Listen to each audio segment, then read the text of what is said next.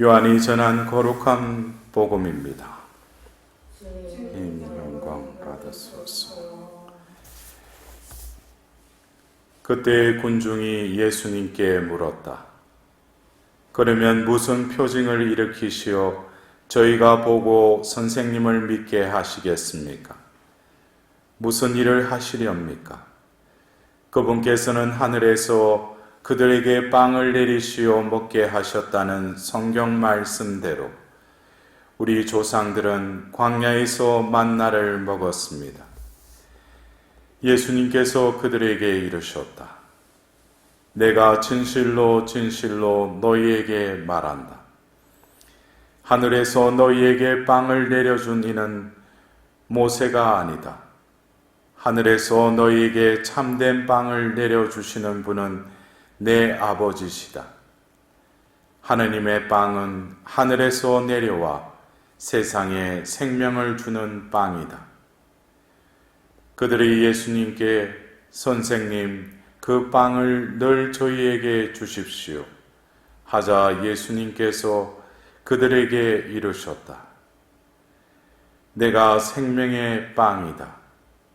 나에게 오는 사람은 결코 배고프지 않을 것이며 나를 믿는 사람은 결코 목마르지 않을 것이다. 주님의 말씀입니다. 그리스도님 참여합니다.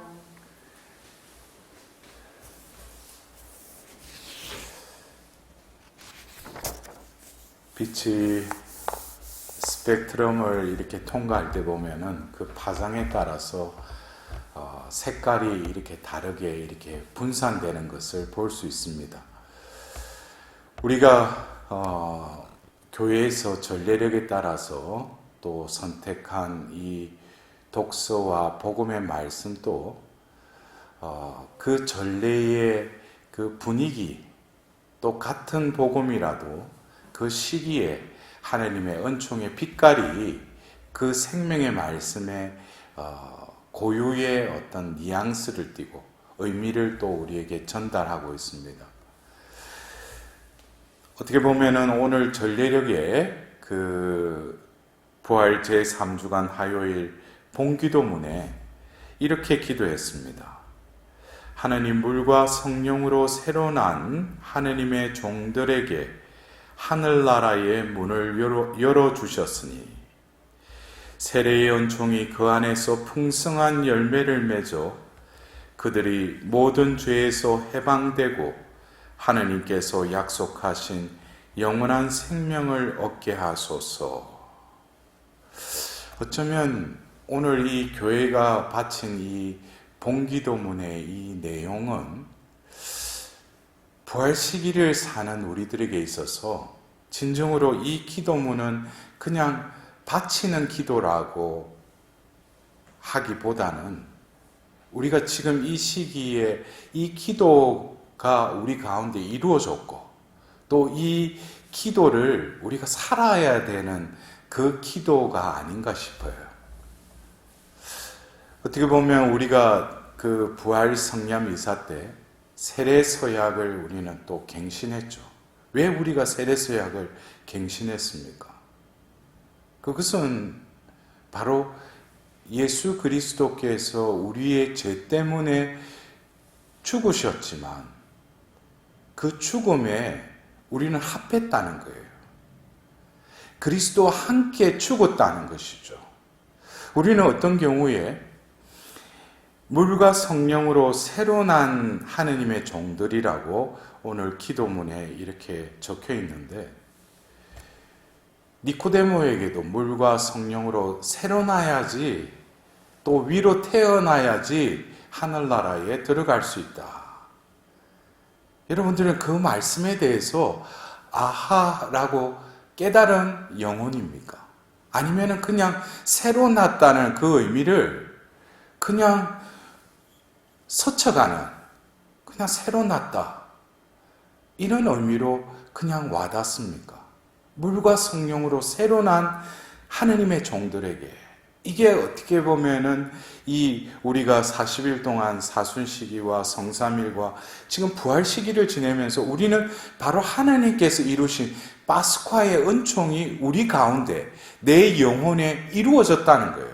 그래서 물과 성령으로 우리는 다시금 새로 태어났음을 기뻐하고 이 부활 시기에 그것을 증거하면서 다시금 하나님께서는 이 50일이라는 이 기간을 통해서 바로 부활 시기가 끝날 때에 또 다른 전례력의 대축일인 성령 강림 대축일을 또 우리에게 예비하고 계십니다.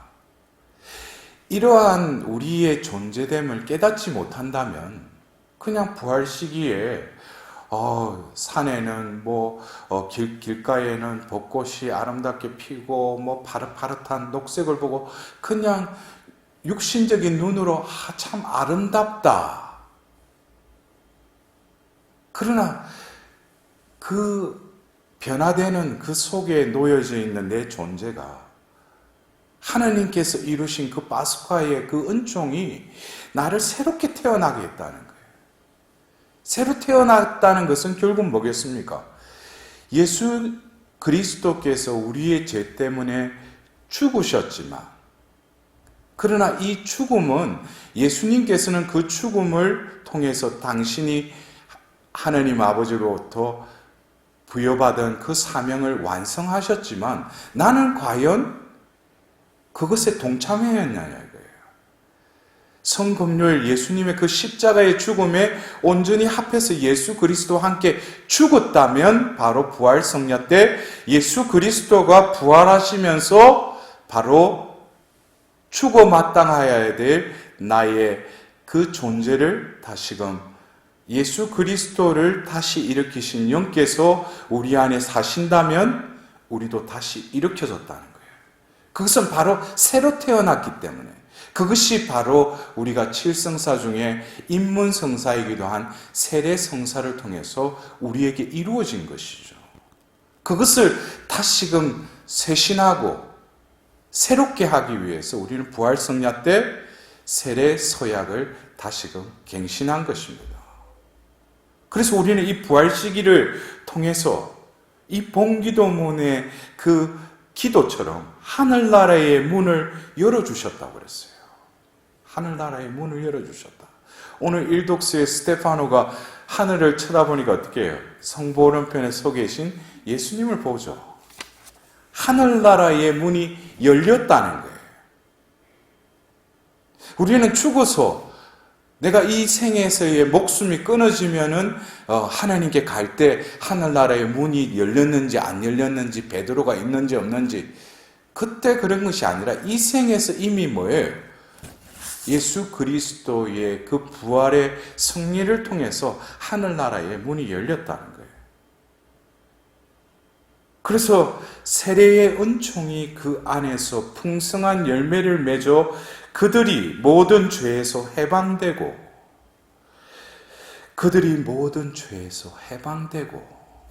여러분들은 죄에서 해방됐다고 생각하셔요?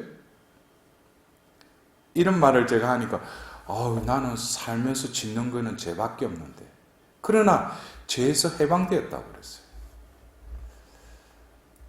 우리는 이 성경에 나와 있는 인간이 크게 아우스티노 성인을 통해서 바로 하느님께서 창조하실 때 그 피조물은 죄는 짓지 않았지만 죄를 지을 가능성이 있는 존재였다면 창세기 3장에 죄를 지음으로 인해서 죄를 지을 수밖에 없는 존재로 타락하였고 그러나 예수님께서 바로 십자가의 그 죽음을 통해서 죄와 죽음의 세계를 이기고 승리함으로써 그 죄에 온전히 합한 영혼들, 예수 그리스도와 함께 죽고 바로 부활한 영혼들에게는 바로 죄를 지을 수도 있지만 죄에서 해방됐다는 거예요. 그러나 단 전제 조건은 예수 그리스도와 함께 살 때 우리는 죄에서 해방되는 것이죠. 왜? 예수 그리스도께서 죄를 처해주셨기 때문에. 그래서 우리는 모든 죄에서 해방됐다는 것이 어떤 내가 순전무구하게 성모님과 같이 원죄 없이 죄를 짓지 않냐? 그런 것이 아니죠. 우리는 또 죄를 지어요. 그러나 그 전에 죄에 굴복할 수밖에 없었던 나의 영혼이 이제는 예수 그리스도와 함께 다시 새로 났기 때문에 이제 예수 그리스도의 부활의 권능으로 예수님의 그 부활의 은총 안에 온전히 나의 영혼이 머물고 거닌다면은 죄에서 해방된 것이죠. 우리는 이제는 죄를 지으려고 해도 지을 수 없는 존재가 된 거예요. 왜? 하나님께서 당신의 아들의 속량을 통해서 우리를 당신의 것으로, 당신의 소유로 삼으셨기 때문에. 그것이 부활의 열매라는 거예요.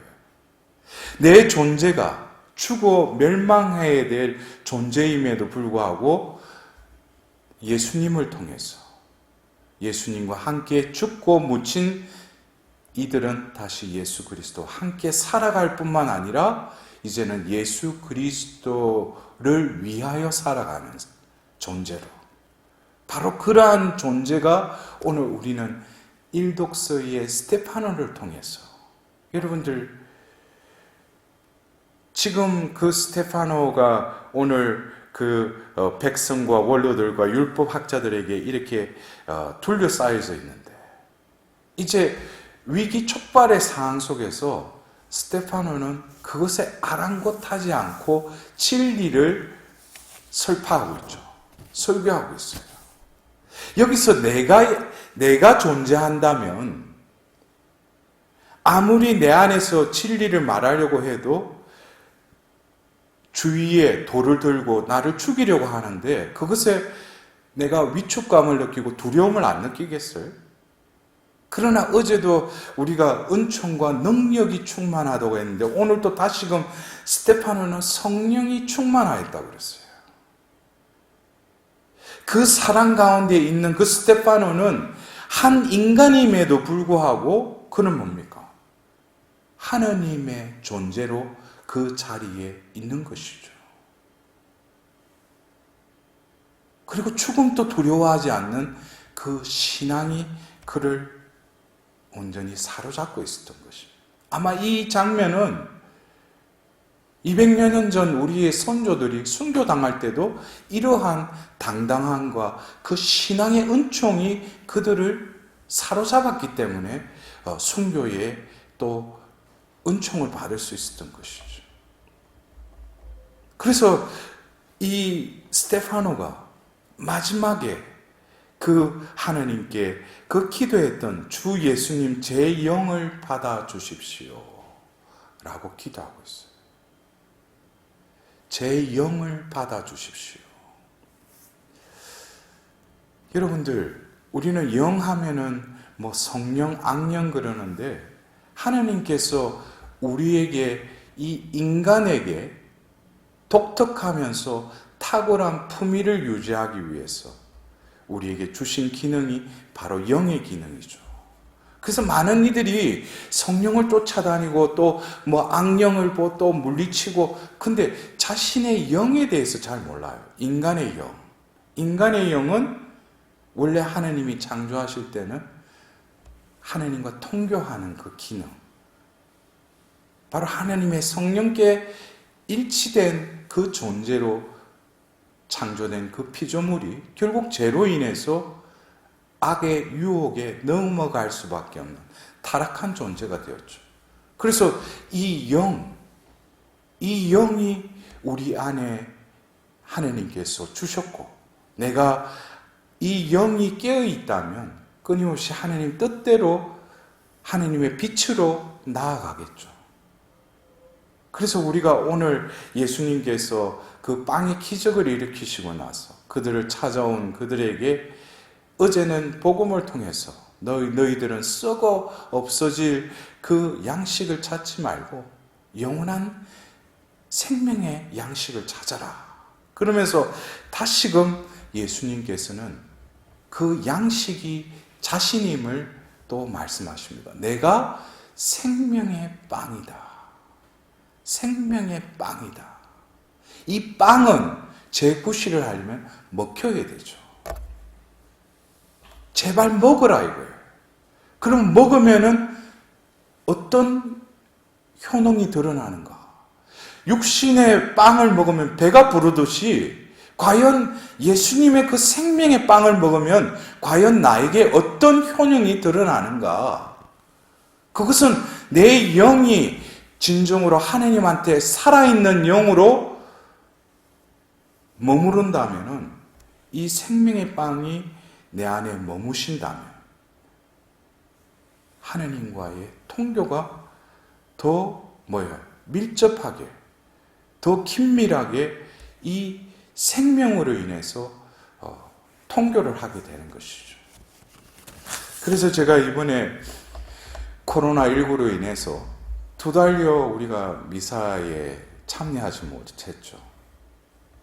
그래서 우리 신자분들과 이렇게 연락하면서도 신부님 빨리 미사가 재개돼서 성체를 영했으면 좋겠다. 근데 그 말을 들으면서 그분한테는 직접은 말을 못했지만 그동안에 모신 그 성체 횟수만 해도 몇 번이겠어요? 몇백 번? 몇천 번? 그렇다면 그 효능이 2달 조금 이렇게 성체를 영하지 못했다 한다면은